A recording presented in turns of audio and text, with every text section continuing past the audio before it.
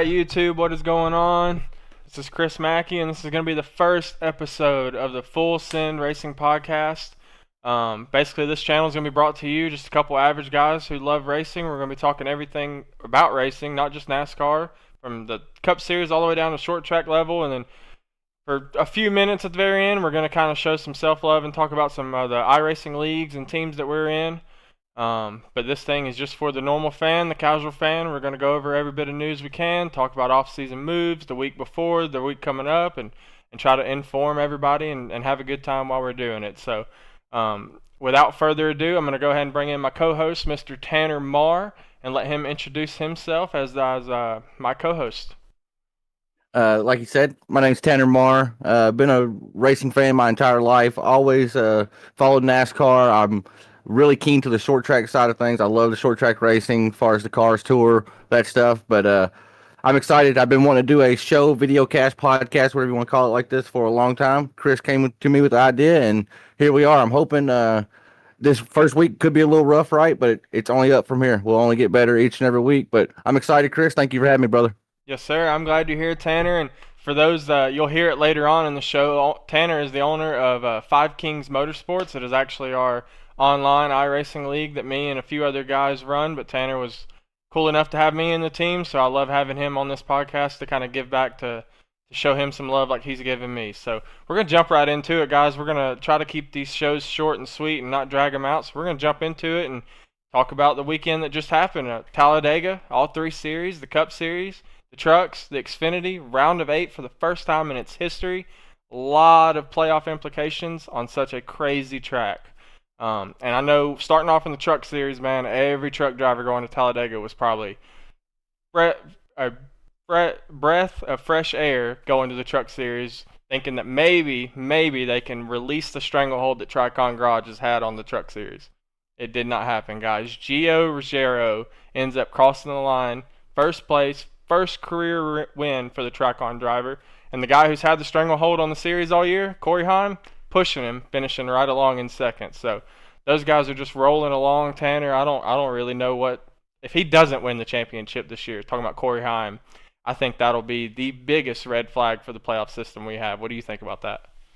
I think you hit the nail on the head. If Corey Heim does not win the championship, it's really going to put a stake into the hearts of the fans that want to keep the playoffs around, right? I'm a playoff lover. I love the excitement, the drama, but even I can see that if Corey Heim, with the 10 race wins, 17 top fives, 19 top tens, an average finish of 4th, the dude deserves to be a champion. So pushed his teammate to a win here. It's been all Tricon, but really and truly, it's been all Corey Heim all year long in the Truck Series. Yeah, to go right along with that, man. Everybody says, "Oh, Corey Heim." I do want to give the team some love, though. I'll go their third driver. Ruggiero gets to win. Heim's dominated. I'll just go the third driver, Tanner Gray. He's only made 7 starts this year. 7. He has 5 top 10s and 3 top 5s in those limited amount of starts. So from top to bottom, the organization is just hitting on all cylinders. Corey Heim, I mean, I'm just saying, man, he's looking at the Cup ride next year. Who's going to pick him up? That is a hot commodity that's going to be on the market, and kid's got talent. I love seeing what he's doing, and I can't wait to see what he does when he does get the chance in the Cup level. So we're going to move on from Go ahead. Oh, sorry. I want to say, you know what Tricon reminds me of, honestly? It reminds me of KBM back in the day. Even when Kyle Busch wasn't in the truck, you knew a KBM truck, no matter where they was going to be a contender that week. And Tricon's just, I mean, they're following the mode that KBM set years ago. And, I mean, yeah, Corey Heim's top dog, but like I said, teammate winning this past weekend, that shows any one of the trucks can win each and every week. I completely agree, man. I completely agree. And just so happens that it's a Toyota team. Toyota's had a stranglehold on the Truck Series for years and years and years. So Tricon has definitely put the work in. They had the model. If KBM put the model out there years and years ago on this is how you run a truck organization, and it seems Tricon is picking that up and running with it. So they are definitely doing great things over there. And look, the truck race was a good race, man. Raja Carruth, huge race for him, going ahead and picking up some much valuable stage points. The playoff race, everybody wants to give it away to Corey Heim right now. I'm going to go ahead and pull up the standings here just so I can make sure I tell you guys what's right. Raja Carruth is now second in the standings, though. He's going to enter Martinsville, plus 14 above the cut line. The biggest competitor really all year to Corey Heim, I would say, has been Lane Riggs. Oh, absolutely. Lane Riggs is going to enter Martinsville below the cut line at -6. That is huge, huge championship implications because if there's been one truck in the series this year that has given Heim a run for his money, the best he can at least, it's definitely been Lane Riggs. So he's going to have a tough little battle going into Martinsville. He's -6. The guys above him, you're looking at Caden Honeycutt, great, great short track driver. Martinsville's going to be right in his wheelhouse. Tyler Ankrum, been in the series a few years, knows how to get it done. Caruth, +14. I mean, Lane Riggs is going to have a stellar performance to knock one of these guys out. Absolutely. You don't want to be outside looking in at a track like past week in Talladega, but definitely don't want to be outside looking in going to a track like Martinsville where, just like Talladega, your fate is actually in somebody else's hand. Maybe not as much as Talladega, but still Martinsville. You don't really control your fate entirely at the No, paperclip. nope, not at all. All it takes is one guy dive bombing into three one time, and it could ruin your whole afternoon, especially with the bodies on them trucks, man. Them fenders give away pretty easily. So that is, Absolutely. I'm very excited for the truck race. I'll tell you what I'm most excited for this weekend. Yes, we got the Cup Series. Yes, the Truck Series is going to be great. The Fall Xfinity Playoff Race has always been a killer show. And man, I cannot think it's going to go any other way but just fireworks Saturday night. So before we jump into Martinsville Xfinity, though, I'm going to go back and talk about the Talladega race. I don't know what much to talk about with Xfinity. It's same story when it comes to super speedways. Austin Hill domination. The guy has every fan base against him, but when he goes to super speedways, you just got to know this guy's going to be up front. He's going to be leading laps, and he's honestly probably going to win the race. You're going to have to do something. The guy, everyone was running out of fuel. He was on the same fuel strategy as half the field. Half the field is running out. He somehow manages to save enough fuel from the lead and still win the race. The And do guy's a killer incredible. burnout at the end. And have enough fuel to do the killer burnout. Exactly. The guy just has it figured out on the super speedways, man. I think is it right, Tanner? He's by himself now. Most wins in Xfinity history for super speedways. Yep. And he's picked up 3 of those wins this season alone at quote unquote drafting tracks, as the TVs like to call it. You just can't count him out, right? I know what I've kind of liked about him. So I'm not an Austin Hill fan. I know we got to be unbiased here, but I noticed he's kind of embracing the heel role. Like Mhm. he's embracing that a lot of the fan base really don't like him, and that kind of makes me like him in a way, in a weird way, right? He was giving the finger out as he was doing the burnout and that kind of stuff. I mean, I like that stuff. I like the character out of it. But I mean, just switching gears here, you can't count him out when you go to any drafting style track. That 21 will figure it out. Yeah, no doubt. And honestly, we need a villain. I think every series Right. needs a villain. We need that back and forth. We need that babyface and heel kind of relationship in NASCAR. That's what makes NASCAR great. If everyone was out there just kind of doing what the media tells them, going along, it's very boring. We're a very passionate fan base, and we need those guys that are gonna stand out and throw some punches. We've seen Austin Hill do that plenty of times already. So I think the Yeah. most impressive thing to me with Austin Hill Sunday, Jesse Love, his teammate, was one of the better cars, just like Hill was. They were running up front all race. Jesse Love was nowhere to be found in the top 5 those final couple laps. Austin Hill had to do it all on his lonesome, basically, by himself. No teammate help. Eric Almirola breathing down his neck. Plenty of playoff drivers breathing down his neck. The JRM trio behind him still finds a way to get it done. The guy is just incredible on super speedways. And I do want to make mention, everyone's going to pull up the Xfinity standings. When you pull up the driver's standings, you're not going to see Austin Hill's name. Yes, there's been some misfortune there. He's no longer in the driver's His own playoffs. misfortune, though. I mean, he did it to himself. Let's He call a spade a did. spade. He did. Guys, Austin Hill's still racing for an owner's championship. Yeah. As a fan base, if you see the 21 up front at Phoenix in 2 weeks racing for the win, and you're wondering why is this guy racing so hard against the championship 4, he's there. He's in the owner's championship. He's locked himself in. He's fighting for the same thing all the other drivers are. So, yeah, he brought that misfortune on himself. I think it's only right. The team didn't cause the mistake that happened earlier this year that docked all the playoff points. It is nice to see the team still getting a chance, though, at an Honors Championship. That is a big deal. Actually pays more money for the Xfinity teams for the Honors Championship. So that'll be a cool story to play out. And One other guy I want to throw in there that you're not going to see in the drivers' playoff standings, but is also fighting for a owner's championship, is Eric Almirola. He's going to Martinsville needing to lock himself in. We could have two different drivers going into Phoenix racing for an owner's championship that you wouldn't even know about it. So we could, instead of a 4-car race going into Phoenix, we could have a 6-car battle. I think it's incredible what's going on in the Xfinity Series this year. But Austin Hill, Talladega, you got to book it, man. He's gonna be up front at these things. So It goes hand in hand. It goes hand in hand. sure does, sure does. And now on to the cream of the crop, the Cup Series. Everybody was waiting on this race. It's Talladega. It's round of 8. Heavy hitters below the cut line. What is gonna happen at Talladega? What is there to expect? It's never been in the round of 8 before. They've always had it in either the round of 12 or even the round of 16. For the first time in history, Talladega is the golden ticket to get to Phoenix. And how would drivers play it? Some drivers, would they sit in the back and race, go for the win at the end? Couldn't do that because you need points. So it was very intriguing. The race played out all day long. There's playoff drivers up front. I think the biggest surprise to me, Toyota is not a team normally known for dominating on super speedways. I think they had a stranglehold on this entire race. Ty Gibbs wins stage 1. Chase Briscoe wins stage 2. And then at the end of the race, it's Ty Gibbs and Briscoe and Bubba Wallace were the first 3 cars in line. I mean, it was a great day for Toyota and a great playoffs for Toyota. I mean, right now they've got 2 cars locked in. The very next car that could be locked in on points is Christopher Bell for JGR. I mean, Tanner, what can you say about what Toyota is doing this playoff? I'm a Toyota fan. I like seeing it. It's kind of crazy that they go to a place like Talladega where we're used to kind of seeing the Fords dominate there in Cup, right? And yeah, there was some Fords fast, but they got taken out pretty early on in the quote unquote big one of the day, right? So that kind of opened the door for a Chevy or a Toyota to be there at the end. And now we did have a Chevy up in the front there late. Kyle Larson was making moves and ran out of fuel. We heard Cliff Daniels say over the radio, he said, quite frankly, he said, we think we're good for 1 green white checker. Well, it turns out they was not. They just calculated it wrong, right?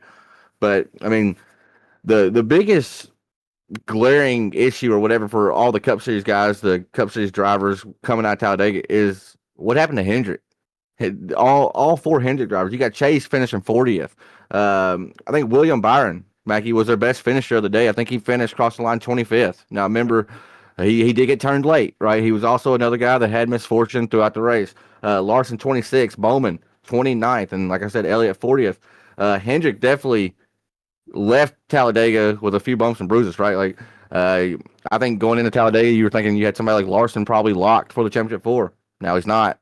It's just, that's Dega. That's why we love it. And to say it's one of the golden tickets to Phoenix, that's crazy to me. That's crazy, but that's the system we're playing with right now. And that's, as a fan, I love it. As a fan, I love it. Oh, yeah, man. NASCAR is doing what they can to make this playoff system exciting, and, man, are they putting it all out there. I mean, Talladega as a ride to get to the championship, I never would have thought that would happen, ever.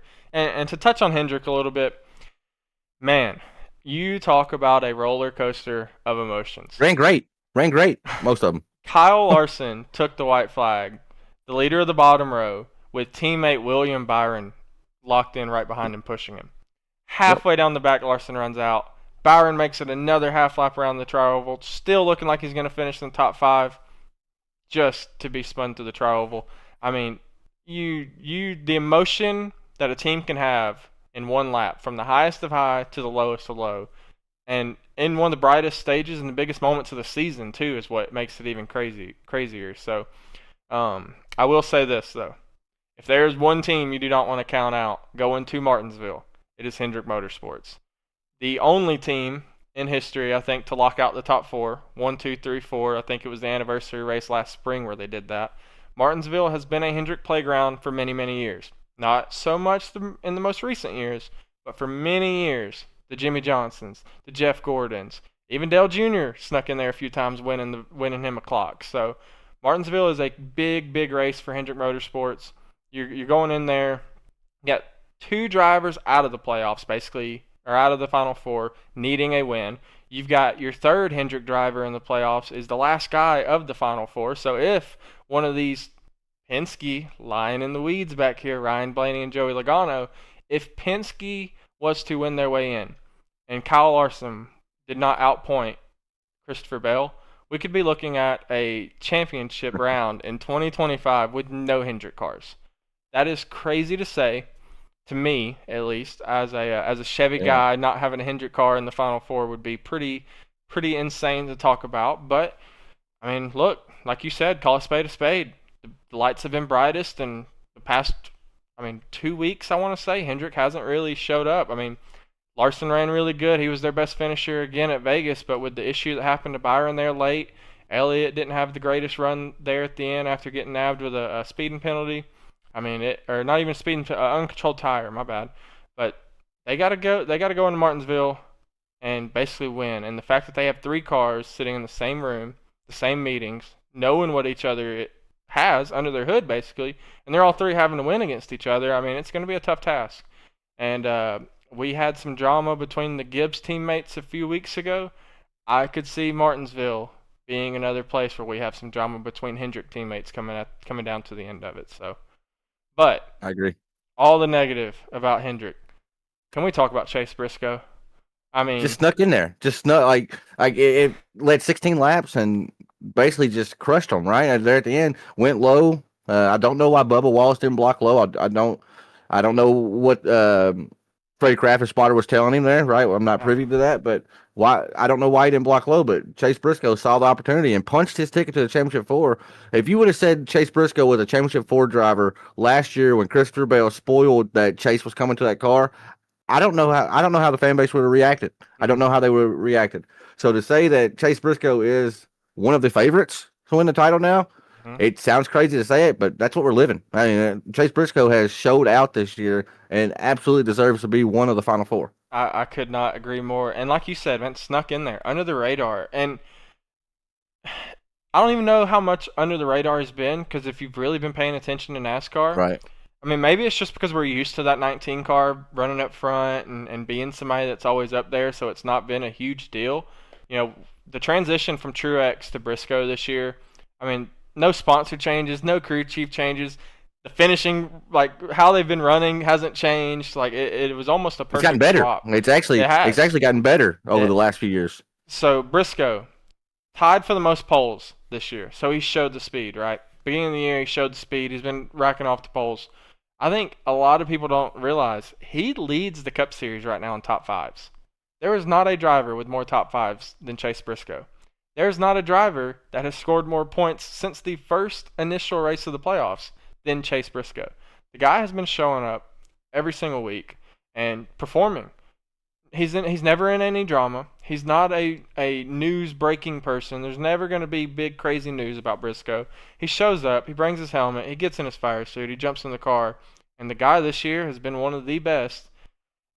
And if I'm Hamlin going for my first championship, I'm worried. I'm I'm a worried. little worried. That is the one guy I Absolutely. think for Phoenix that I did not want to. If I was a competitor and I'm looking at the Joe Gibbs organization, I did not want to see Briscoe at Phoenix. He's a previous winner in the next gen car at Phoenix. He's always ran good at Phoenix his entire career. And the momentum, man, the momentum this guy has. And let's be honest, out of the all the guys that can make the championship four, he's the one with the least amount of pressure. It's his first year with this new team. Hamlin, He's not supposed to be. He's not supposed to be where he's at. no, He's falling up. Is basically what he's doing. he can go in to Phoenix completely calm, cool, and collected and relaxed. That no matter what happens, he's overperformed this year. Yep. And he has planted his flag that he is here to stay. He's going to be a competitor for the years to come. Hamlin, he's going to be going into Phoenix with immense pressure. Let's say Christopher Bell makes it to Phoenix. I think Bell will be in immense pressure because if you would have asked anyone this time last year, that was Bell's championship to lose last year, and he did. I mean, there was some Yep. crazy stuff going on at Martinsville, but Bell didn't end up there, and it was a huge storyline because all playoffs last year, Chase Briscoe of the playoffs this year, that was Bell last year. He was dominating the playoffs, running up front, and failed to punch his ticket to the championship four. Now Briscoe has jumped that hurdle. He's going to be there, and man, if I'm a competitor going to Phoenix, I'm watching out for that 19 car. I know Briscoe I'm gonna call him a household name, just lack of better synonym, I guess. But He is a household name now. Oh yeah. Coming out of SHR, you put yourself in Briscoe's shoes a year and a half ago. To think where he's at now is Hmm. insane. It's crazy to me to think that he went from the 14 with a fledgling company that was they knew all year they were shutting down, right? Didn't know where the next job, where the next race was going to come at. They had no idea. They had no idea. They were racing on a whim. And now here he is a year later with a golden ticket, as you called it earlier, to race at Phoenix. Um, I want to spin back to Talladega. We always talk about Dega being a little crazy, a little chaotic. I'm going to read off the top five. Briscoe, we know he won it. Todd Gilliland, shout out to Hmm. him, Oh yeah. finished in second. Yep. Ty Gibbs, third, was right there with Briscoe and Bubba late. Bubba fourth, and Cole Custer finished the race fifth. Now, I know I said there was a big one earlier that did take out a lot of the heavy hitters, but that's why we all love Dega right there. It gives the little guys, I'll call it, a chance to perform and a chance to show up, as you said, where the lights are the brightest. Big time. I mean, I think all of Todd Gill. So he tied his father David with his best career Yep. finish already. That's a huge. I mean, David was a well-renowned, racer in the Cup Series for years and years and years, and Todd's coming in and really trying to pick up and excel. And I see Todd Gillen as a winner in the next few years. I really do. The guy runs up I agree. front. He runs around the top 10, top 12 pretty standardly. Um, I do want to touch on something. You mentioned the SHR and going under and everything. The signs were there for Chase Briscoe. I mean, if we look back at last year, they know they're going out of business. They know things are closing down. Briscoe goes out and wins Darlington. I mean, Absolutely. the year before that, he goes and wins Phoenix. Like, he was taking that equipment and making the most of it then. And, the biggest storyline in SHR was, all the drama and this and that. But they had a guy that was competing and really getting the absolute most out of that car. And I think that's what Gibbs saw. Joe Gibbs Right. saw that and jumped on that opportunity, and you couldn't be happier for the guy. The guy is just a hard-nosed racer. He just shows up and goes to work, and I couldn't be happier for Chase Briscoe. I watched the story one time, him talking about sleeping on Dale Jr.'s couch. There's been some pretty notable, famous drivers that were sleeping on Jr.'s couch trying to Yeah. make it into the Cup Series, and I'm glad to see Briscoe doing what he's doing. And man, I mean, some of the other guys that were running up front. I mean, we saw Cody Ware led some laps up there. Anthony Alfredo was up front. He's an awesome story to me. That guy, every time he gets in a car, it seems like he leads laps and is up front in the 62 car at Talladega. So shout out to him as well. You know, I know. Speaking of Alfredo, sorry to cut you off. Yeah. Do you know he does all the testing, the sim testing for Hendrick? I did not actually know that until Yep. Lee Diffie. I think Lee Diffie mentioned it on this week's telecast. Yep. He is the one that goes in and gets the simulator set up for the Hendrick drivers. That is a huge, huge responsibility. I mean, you're talking about the biggest. To me, I know it's all who's who. Talking about the biggest team in the Cup Series. Oh, it is. I mean, it's Yeah, and you get to go in and you're setting up the equipment that the Kyle Larson and the William Byron and Chase Elliott are going to go in and test on. That's a huge pressure, and you got to think that doing that and being able to go in there and setting up their sim and being around the Hendrick shop and seeing what they need set up in the simulator, you got to think Yep. some of that's got to translate, onto the track Absolutely. for Alfredo. And I think he's another one of them drivers. It's a matter of time that he keeps getting these one-offs at Talladega and a few others. He's going to eventually start getting some more rides. And I've, being in the sim racing community like yourself and this and that, Anthony Alfredo is a big story for us because he's like the one guy now. I know Byron came from sim racing and everything, but he's like the one NASCAR guy now that is still doing the sim racing, and he's posting the videos and hosting races and everything. So The thing about Alfredo too is it's cool that they trust him to do that, but I guarantee I put all the money down. I bet he's on iRacing right now. oh yeah, I guarantee if we go look at 100%. his Twitch, I bet he's racing on iRacing right now, testing for Martinsville, doing just odd and end stuff. And it's a heck of a story. Heck of a story that it's cool that Hendrick puts enough trust into Alfredo to do their sim data with how big. And I mean, sim data is kind of everything now. I mean, there's not a whole lot of practice time now, right? So they rely on what they find out in the sim, and that's cool that Anthony Alfredo has a hand in that. Yeah, that is a awesome job. And hey, Hendrick Motorsports, Joe Gibbs, anybody, if you guys are ever looking for more sim guys to come set it up, just hit me or Tanner up. We'll come do it. We might not be able to get it, as close as Alfredo, but that's got to be an We'll awesome get you job, dialed. man. I'll get you dialed. That has got to be an awesome job. So Absolutely.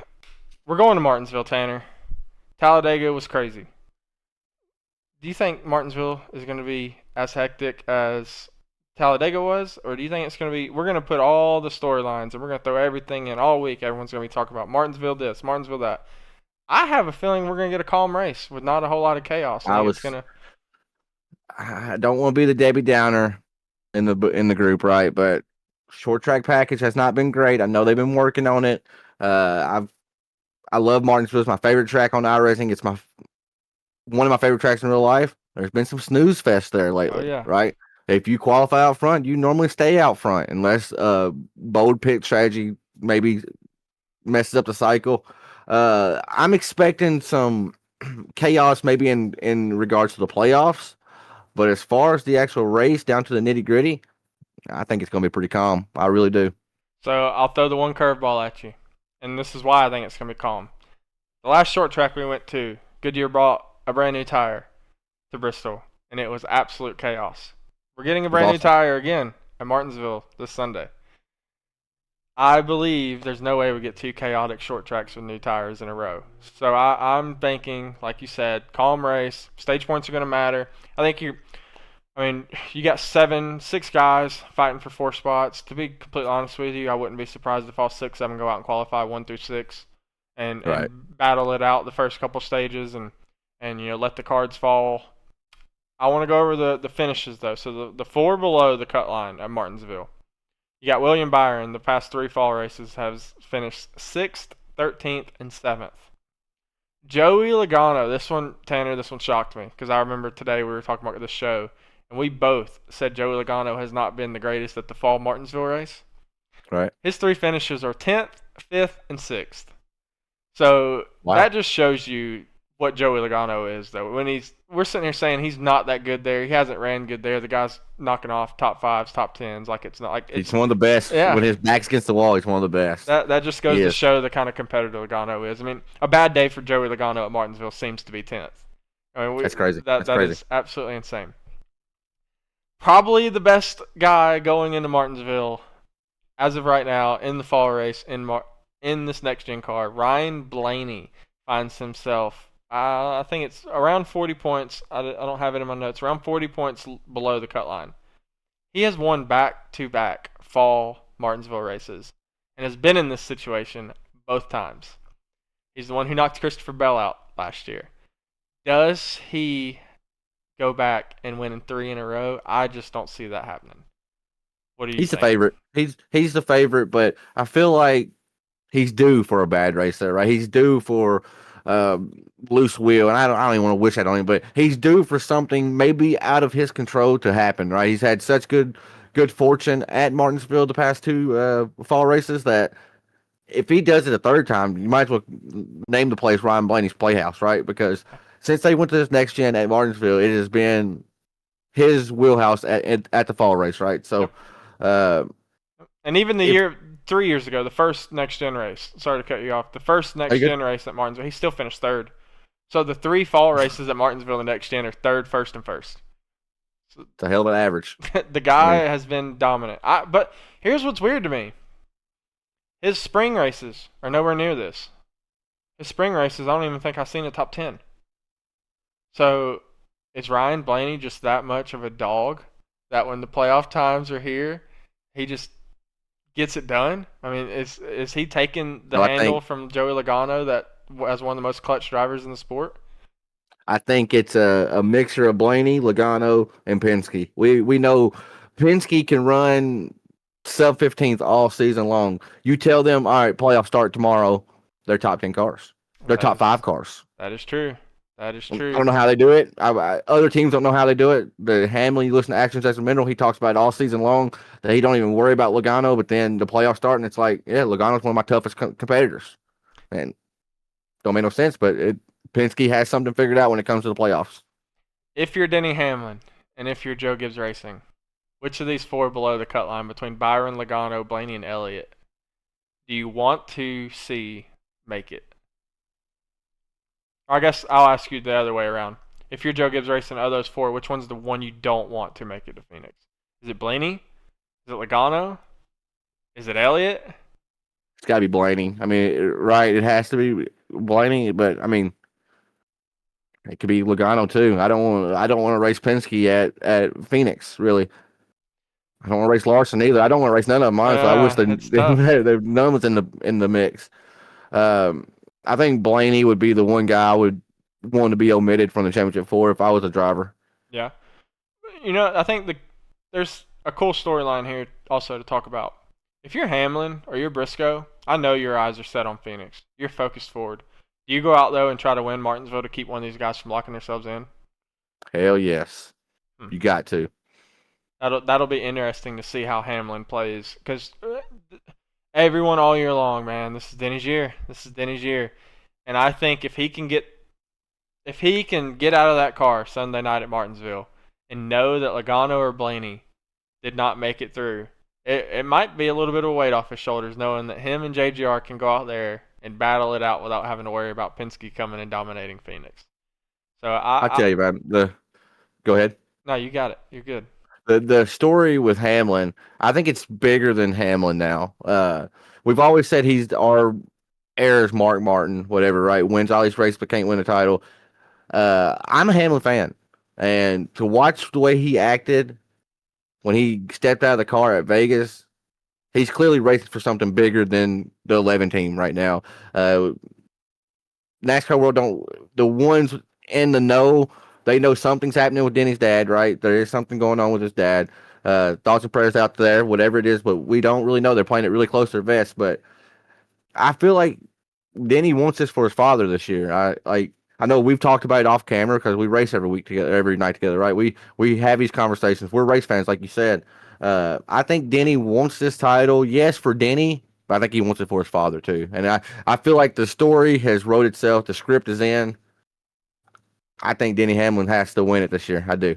Yeah, there's definitely some external motivators there. You could see Bingo. that on his face when he's getting out of the car. And he Yes, cried. He showed emotion. He ain't. When's he ever showed emotion? yeah. The villain of NASCAR gets of the Cup Series, I should say. I think Austin Hill's coming for that title as far as the total villain of NASCAR. But Right. yeah, he got out, and usually he gives a nice little comeback to the fans, man. And he said it himself, not today. And thank all you guys. And he's definitely Yep. racing for something bigger. And as much as I'm not a Hamlin fan because of some run-ins he's had with my favorite drivers, I mean, man, if the guy is racing his tail off, and to be doing it at the age he's at, the amount of career starts he has, and to be going out here and still performing, and to be honest with you, he may be performing better at 40 than he did at 20 and 25 That's a and good point. 30. I mean, That's good. That's a good point. he is aged very, very well in the NASCAR, and he said it himself earlier this week that he owes a ton to like Chris Gabehart for saving his career. I don't know what career what there was to save because he's been a Hall of Famer since I mean, his rookie year when he comes out and wins 3 races and has probably one of the best rookie seasons in history. Everybody's like, okay, this guy, if he stays Real doing deal. this, he's gonna be one of the ones. Yep. So the amount of credit he gives Gabehart and stuff, man, I really do think Gabehart has taken that where he's right on the cusp of being one of the greatest. I mean, he's in the top 10 in wins now. Who knows how far up the list he's gonna go? He's only 3 behind old Rowdy. I think he catches Kyle Busch in the next year or so. And I mean, who's to say he don't end up 7th, 8th on that list? And then he's got to go down as one of the greatest. And if he adds a championship to his resume, I mean, that just boosts him up even higher because he's in this conversation without a championship. He's Right. in this Right. conversation solely based off of race wins, based off of crown jewels, based off of consistency. You go and add a championship next to this guy's name, and I mean, it just catapults him up even higher on that list. So, And you talked about the age. You listen to Dale Jr., Kevin Harvick. They all say about 40, 41, 42. yep, You notice a decline in their performance. Like, so if you look at it with that scope, Hamlin's past his expiration date when it comes to being a competitive driver. What is he? Off the top of my head, I think 44, yeah, 43, 44, I yep, think. He's openly said he has this season, one more season. That's what he's looking for. That's his contract. Uh, he's past his expiration date to be a competitive driver, and he's probably better now than he was when he was 23, 24, 25. He's a smarter driver for sure. Racecraft, right? You develop that over time, oh but yeah, his pace is insane. He's turn on TV any Sunday, you'll see the 11 car in the top 10. for sure. You just will. You just That will. is 100% true, and maybe it's the year. Maybe it is the year that I've been 11 team championing gets it it all done. year. All year I've been championing it for him. I'm not a fan. I'm not a big fan, but I'm just this is it. It's definitely gonna be a wild race coming down to Phoenix and seeing how this thing plays out. I think him having the advantage of being the first car locked in, that helps him huge. And before we move on from Hamlin, I'll throw this one last little tidbit. It's his first championship four in the next gen car. I Is that not found that crazy to think of? I found that That's so hard insane. to believe. He's Right. not been in the Final Four since 2021. So That's we haven't seen Hamlin show up to Phoenix in the next gen right. car on Championship Sunday, and actually, obviously the four cars who show up in the Championship Four at Phoenix, they're always going to be a couple steps ahead of everybody else just because Right. they're racing for more. This will be the first year in the next gen car that Hamlin shows up on that Sunday and is racing for that championship. So that'll be You interesting to told us that see. stat. You told us that when we were in a Discord call. You I said didn't you believe mentioned it. that, and none of us believed it. And it was No, like, wait, what? Are you sure? You might want to check that. So of course I pull up my Google device, right, and Google, and sure enough, he has not made the playoffs, or excuse me, not made the championship four in the next gen era. That blows my mind. Blows my that mind. is so crazy to think about. So he's gonna have that opportunity, and we're gonna see what comes of it. So speaking of Martinsville, this is the part of the show we're gonna go into our predictions for race winners. I'll start it off with my prediction, and I'm doing this based off of, yes, he is the guy I root for every week, but he's also the guy that I think is, honestly, I think he's going to get it done. I think with Blaney, there's no way Blaney wins three in a row. And if I think back and I say, all right, who's the next best guy at Martinsville in the next gen car? I believe it's Elliott. So I'm taking Chase Elliott to win. He's coming off of last fall. Yes, Ryan Blaney won it. I think everyone forgets Chase Elliott led the most laps last fall. Blaney had to pass him with about 40 or 50 to go. He still brought it home second in the fall race last year. I think Elliott gets it done Sunday. He's the farthest back on the cut line, so there's no points. There's no other discussion. It's got to Byron, Logano, Blaney could, if theoretically, if some things go his way, it'll be hard. There's no path for Elliott to point his way in. It's not even a conversation. Everything since he got wrecked out in that Talladega race has been eyes forward. We got to win Martinsville. I think he gets it done. There's something to be said about NASCAR pushing Chase Elliott on all the social media accounts this week. I think they're building a storyline. I'm jumping on the train of the storyline. So, Tanner, what you think? Well, I'm a little mad here. Did you see my notes? Because I originally picked Chase Elliott, and I knew that would throw you for a curveball, right? Because I'm not an Elliott hater by no means, but I'm not an Elliott fan like you are. But I originally had Elliott picked, but now you're gonna make me pivot, right? We can't pick the same driver, so I'm gonna go out on a limb here, and you're gonna laugh at me. I'm taking Denny Hamlin. I'm gonna take Denny Hamlin to win it, to basically stick the stake in for the momentum for the 11 car going into Phoenix. I'm gonna take Hamlin to win Martinsville. But now I want to pivot to you and say, since if I pick Hamlin, you pick Chase, right? That means you have one of your four, excuse me, the championship four. Yeah. What's your championship four prediction after Martinsville when the checker flag flies? Who are your four drivers? Who are the four drivers I think make it in? Yep. Obviously, you got Hamlin, Briscoe. I think Elliott's going to make it on wins. I think the final spot, I think it goes to William Byron. I think the amount of points that team, if you think about the last 2 weeks, running second at Vegas before an absolute just error that you can't control happens. One of the best cars, one of the dominant cars, plenty points above the cut line at that point. Talladega running in the top five. I mean, what, 200 feet from the start finish line? Gets spun. He's lost in those two incidents that he has no control over. He did nothing wrong, was running his race and running it very well. He's lost a combined like 50 something points between those Mm-hmm. two finishing positions, and he only finds himself under, I think, 36. 36, I believe. I think William Byron comes out. I think he's going to win a stage, if not both stages. And I think some bad fortune, some misfortune happens. I think with Kyle Larson. I think Larson has some misfortune and opens the door. Oh man, I don't know. It's so tough. Now I'm backtracking because Bell. I think Byron. I think Byron covers the gap. I think something crazy happens with Bell and Larson. I think it'll be an insane amount of points William Byron can make up on those two. I'll be Right. I'll be So I'll be wild with it and say Byron. So if I was to go off my pre-show predictions with my notes, right? My original notes, I had Bell, Hamlin, Briscoe, Elliott. Hmm. But since I took out Elliott and said Hamlin's going to win it, excuse me, I'm going to go. Man, you put me on the spot here, but I'm going to go with just my heart. I'm not even going to think stats. I'm not going to think anything. I'm just legit spewing off from my heart. I got Hamlin, Briscoe. They're locked in already. Give me C Bell. That's 3 JGR cars. And yeah, I can't remember how the points shake out. Give Larson's me. plus 36. Byron's minus I'll, 36. I'll And I take think, Larson then. I mean, I'll go out on big limb and say Larson. So I'll say yeah, Larson, Hamlin, Bell, Briscoe.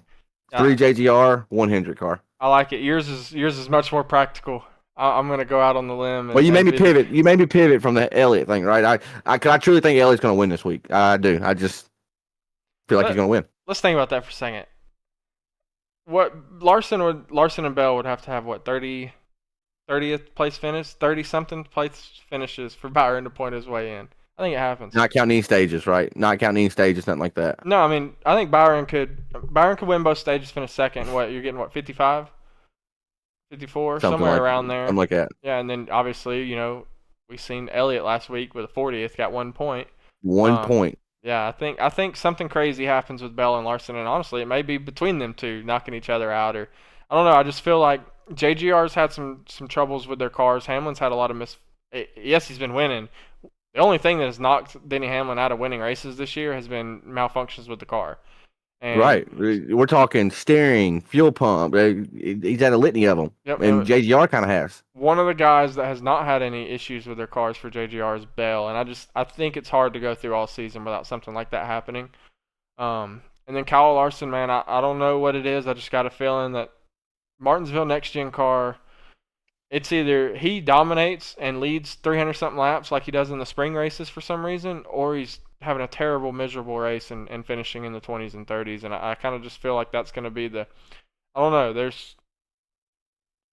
So this may be I a guess I'm being knock. hopeful for Byron because of how unlucky he has been the last 2 weeks. I'm being hopeful that he can cover the gap.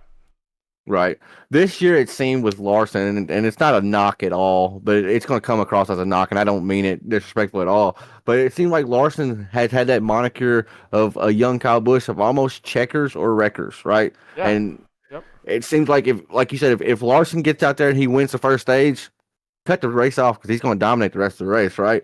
But if you put Larson in 11th on the back hill trying to progress forward, it seems like something happens, whether it's a pit road issue, whether it's speeding on pit road, or just spinning out.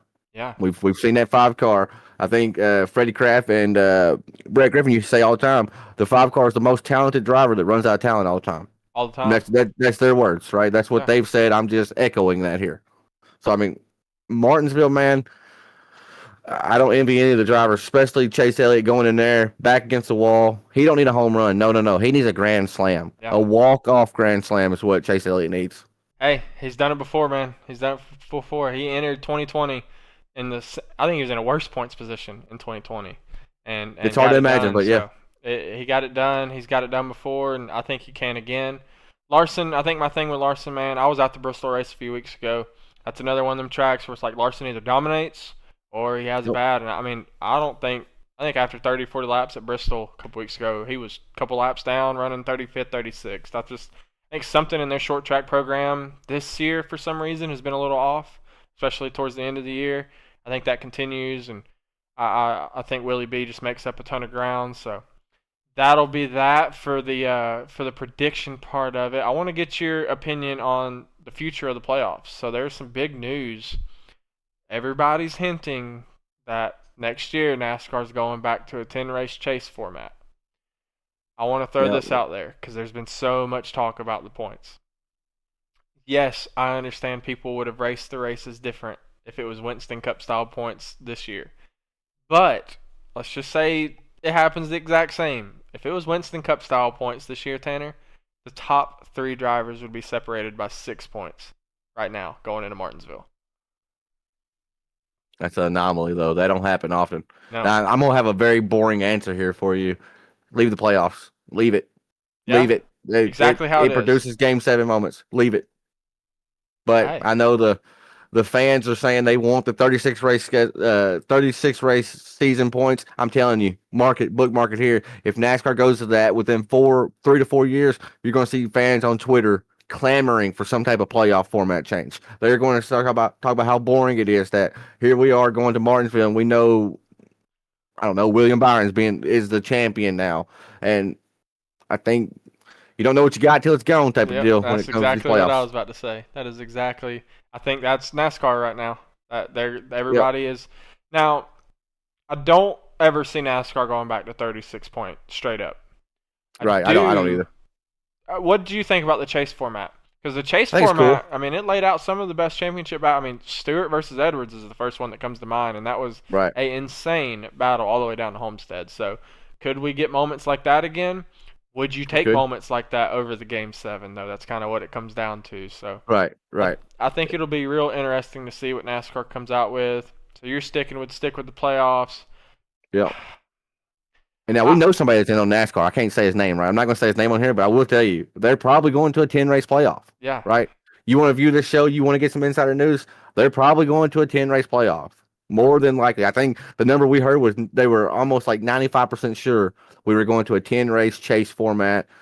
And I don't know, man. It's better than a 36 race schedule or season, I guess, but give me the playoffs, man. I, it's been as a fan, I fun. love it. It's been As a fun to fan, I love watch. it. Yeah. Yep. The moments like this Sunday are what make the playoffs. And last Sunday, I mean, people are going to tune in just to see what happens. And you know, if the championship was already locked up and in a bag, and we had a winner determined, who knows if you watch? I know I'm not watching Phoenix at the end if the Right. championship's already been determined. So Right. I'm And right there with people, you. The playoffs are good. I like to see the chase come in. I think that'll be cool, just to see how these teams attack it and how things play out. And but I do agree with you. I think we'll end up going to. I think we'll go the 10 race chase. I think we'll end up going back to a playoff, but with a longer championship yeah, round eventually. people, the biggest knock on the playoffs is, well, Joey Logano won the championship last year and he was awful. Well, you know what I got to say to that? Yeah, the Patriots won 17 games a season, and guess what? The Giants won the Super Bowl that year. Yep. It happens, right? The front runner in the regular season isn't always the shoehorn that's going to win the championship. It happens. That's why we love sports, right? If sports was always the overdog, what's the favorite, the overdog? I said, wow. The favorite was always the champion, It'd be well, sports boring. wouldn't be that fun. They wouldn't be that fun to watch. That is what makes sports sports. I mean The overdog. the overdog right here. You heard it here first. Full Send Racing, the overdog. So the last thing I'll touch on before we go, we're getting towards that time of year. We got 2 races left. There's gonna be some driver changes coming up. There's gonna be crew. There's already crew chief changes going on. There's a lot of things happening in the NASCAR world behind the scenes of trying to figure out where people are gonna land next year, who's gonna be where. Want to kind of go over a few of the notable things. I know today Spire Motorsports came out and said that they're making the announcement for the number 7 car on Wednesday morning. According to everyone in the NASCAR garage on Twitter, or X, I'm sorry, it's supposed to be a big surprise. It's supposed to be Who? I someone. mean, I can't I'm hearing even rack rumors my of brain. a Heim time coming to Spire Motorsports, and I don't know how. I don't know why Toyota would let it go. I think I've seen 5 or 6 different articles this morning that said Have the to. same thing. If that happens, that'll be crazy. But so we're gonna be looking forward, and on the Full Send Racing Facebook page, as soon as Spire makes the announcement, we're gonna have it there for you. So go check it out. We may even dive in a little deeper on actually who it was, why they chose it, things like that, because we're waiting on that announcement as well. Everybody's like, "Oh, it's the 7 car." You put the right driver. I mean, Justin Haley is a damn good race car driver. Let me start with that. The guy is one of the best guys in the Cup Series on super speedways. I think he's just had a down year. I think he's going to get another ride somewhere. Maybe not in the Cup Series. He'll go, maybe Xfinity racing. He'll be one of the top drivers on a team in Xfinity. The guy will be back in Cup. But we've seen it this year with Hocevar. We've seen it with Michael McDowell. There's something in those Spire cars. They're going to be fast the next few years. And if you go get a prodigy, a next generation type driver, and you put him in at Spire Motorsports, something's cooking over at Spire, and I cannot wait to see who they end up bringing to the 7 car. Another big news, I think this one's been out for a few weeks now. I think I talked to Tanner about it a few weeks ago, but officially inked the contract this morning. Raja Caruth is signed a part-time deal with JRM. I think this is another big storyline. I mean, Raja in the HendrickCars.com truck this year has really went out and, like we mentioned at the beginning of the show, he's second in the playoff standings. He has a chance to go outduel Corey Heim in Phoenix if he makes it through Martinsville.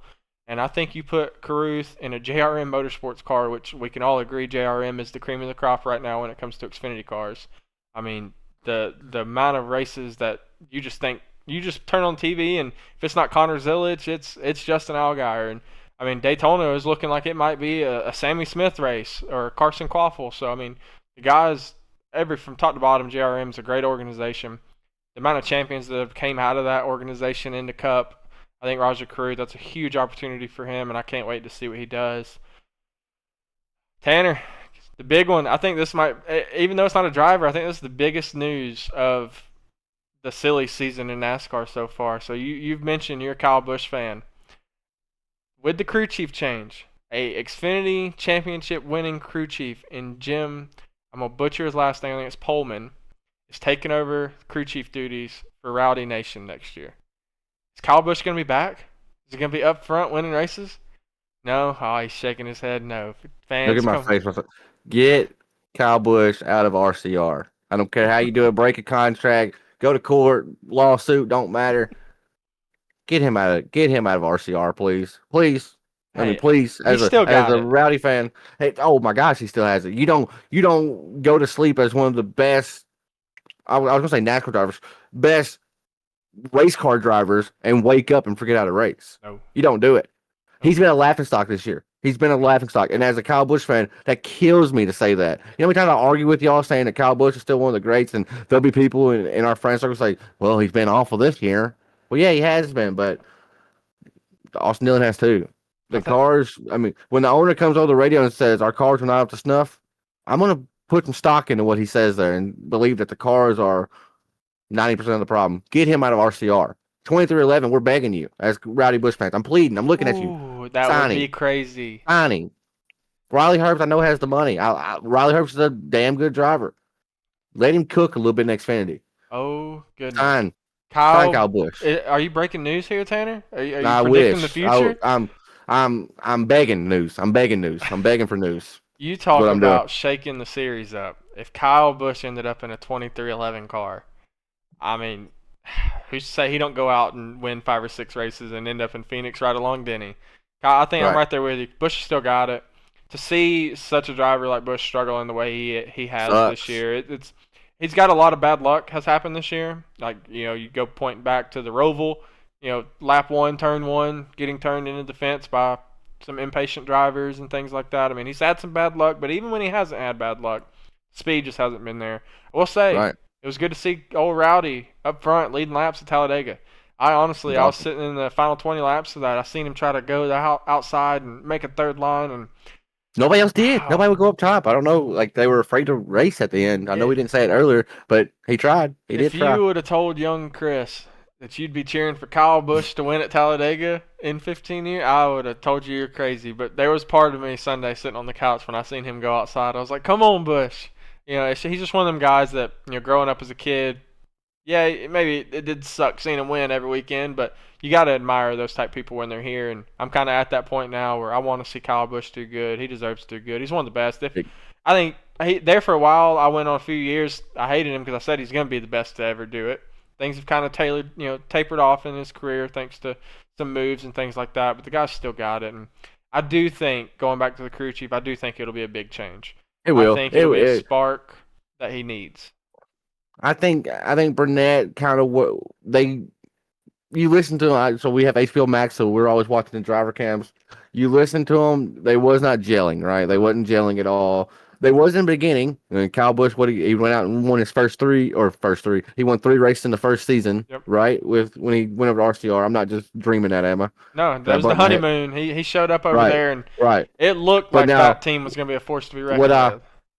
What I always state with that is, Kyle Busch don't like sim data. He don't like doing sim. He's been outright said that. So he was almost working off Tyler Reddick's playbook that first Yeah. year, right? Reddick was a guy that was winning in the 8 car. So that tells you right there the 8 car can win. It was winning before Kyle Busch got there. It won the first year Kyle Busch got there. But these last few years, as a fan of Rowdy Nation, it's been tough. It's been tough. Uh, Another thing I want to talk about with silly season, Zillage going to Trackhouse. I feel like NASCAR. I'm gonna say NASCAR first missed a beat, but I feel like Junior Motorsports missed a beat. Can you imagine if Junior Motorsports would have been able to land a charter, which they still might? I know there's talks in the Yep. Twitter sphere, right, that Junior Motorsports could possibly be going Cup Series racing by securing a charter from NASCAR. If they could have had Connor Zillage, that's a rocket to the top almost. You know that kid's going to be battling SVG on road courses, Oh and yeah. look what he's done on ovals this year. The He's kid. SVG, but as an oval driver as well. That was where I was leading up, man. I'm so glad you teed that off because Zillich moving up to Cup next year. I was gonna introduce a segment of the show that we say like hot takes, and Yep. we each give a hot take. I was gonna go ahead and throw mine out. I think Connor Zillich wins 3 races his rookie year. The Probably. kid is super, super talented, and I'm right there with you. I know we've had that discussion. If JRM, if they were going to start a Cup team, why not do it with Zillich? I think that goes back to just Dale Jr.'s pedigree and integrity is big with that team, and Justin Allgaier has I mean just been a huge, huge, huge That's part of Junior's guy. junior I mean, that's motorsports. Junior's So guy. if Right. if they were going to start the Cup team, which I hope they do, I'd love to see JRM in the Cup It's going to happen Series. eventually, right? I mean, it has to. I hope so. It I has hope to. the 500 this year gave him that just that itch to get into it because I Right. think they could be another powerhouse team. But and if they do, giving Allgaier that ride, I mean, that goes a long way and just shows you the type of company that Dale Jr.'s running, over Right. there, and he's going to be loyal to those that are loyal to him. And not saying Zillich isn't loyal to him. I mean, the kid's been racing in NASCAR for a year, and he's made more shockwaves than I think. I think he's the biggest story in NASCAR this year. Cup, So Truck, Xfinity, all of it. I think he's the biggest when story.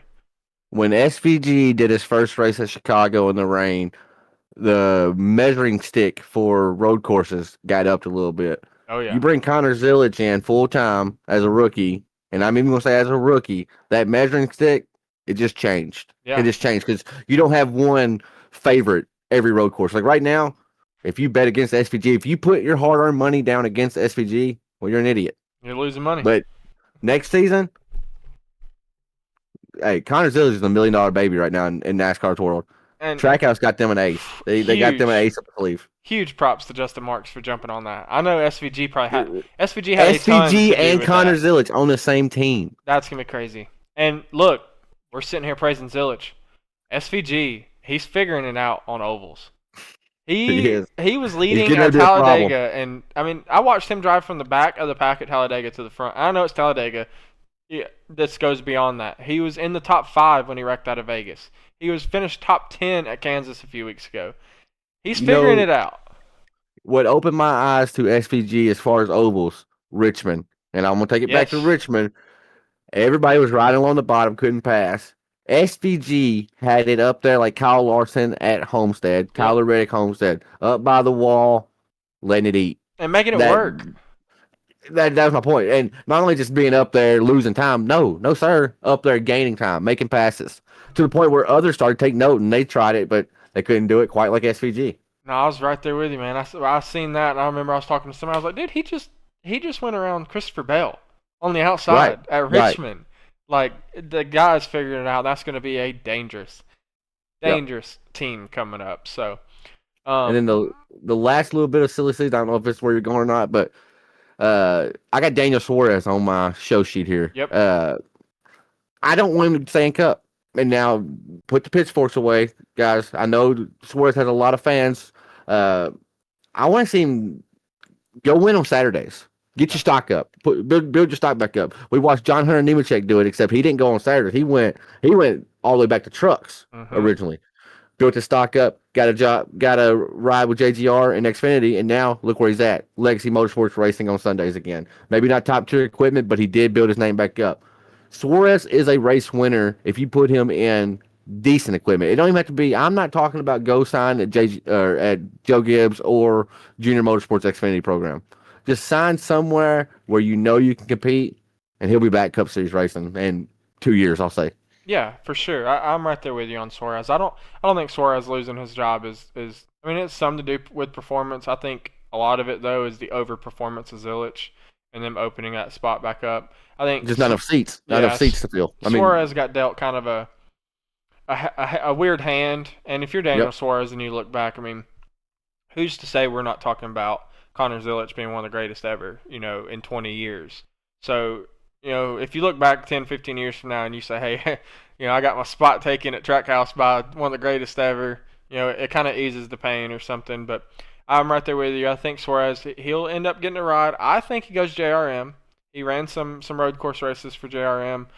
Junior's doing a lot of split deals this year. I don't like that either. I wish they wouldn't do it. Going back to the Raja, I wish Raja was full time. I have that typed out. I Yeah, wish he was full time. I don't like the direction that's heading, but that tells me even more that they're probably going Cup Series racing. yeah. And I don't know why that gets in my head like that, but the part time deals makes me think they got their eyes set on something else. They're putting funding in other places maybe.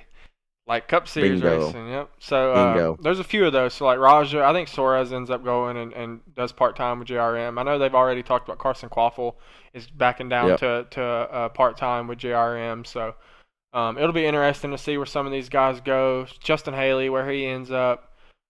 I mean, There's a lot of seats moving. I mean, there's a there's a there's a lot. lot of seats moving, but not a whole lot of seats opening up, if that makes sense. So like the seats that are opening up, we kind of already know who's filling them, right?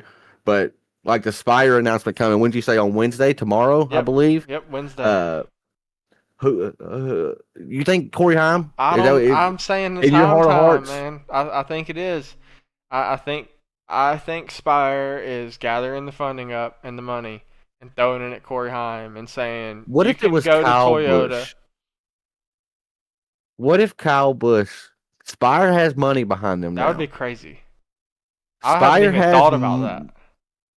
I just thought about it because he ran the Spire truck. But would they bring Pullman in just to send Bush out? They'd bring Pullman in just to figure out whoever's next. The crew chief swap makes me more along the line of Kyle Busch may be out.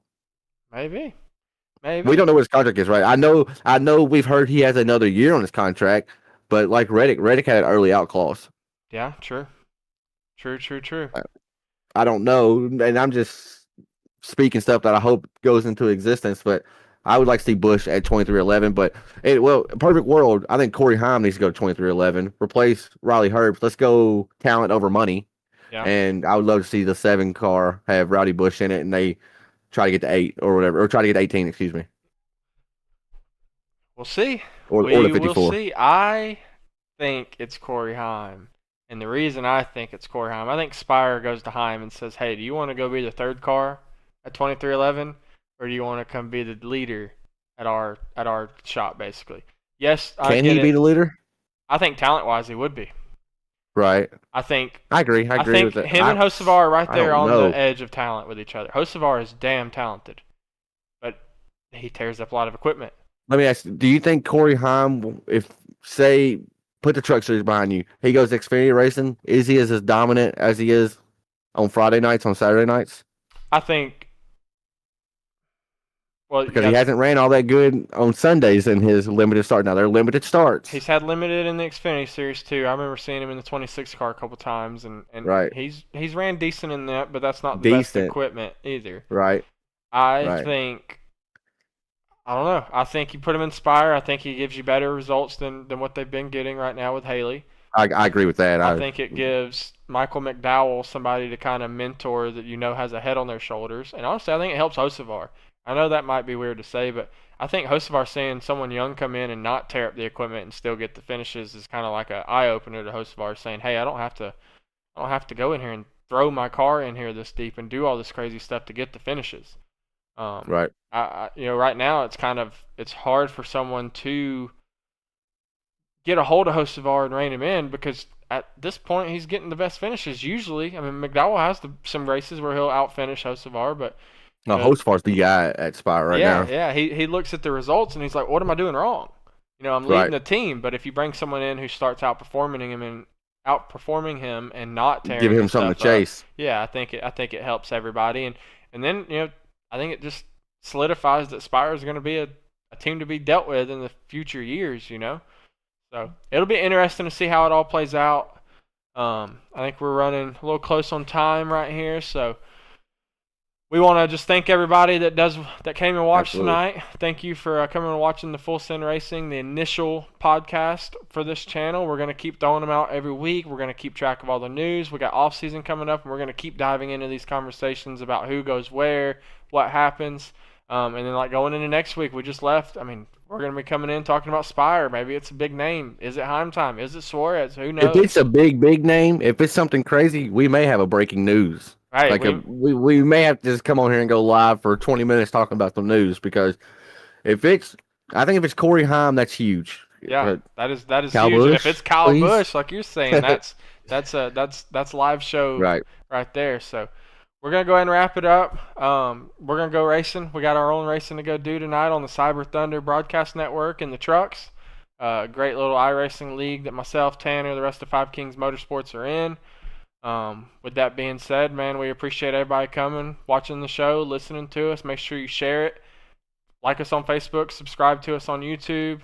We're going to keep these things pumping out for you, and if you like it, drop a thumbs up, leave us a comment, tell us how we did, and we will see you guys next week. Peace.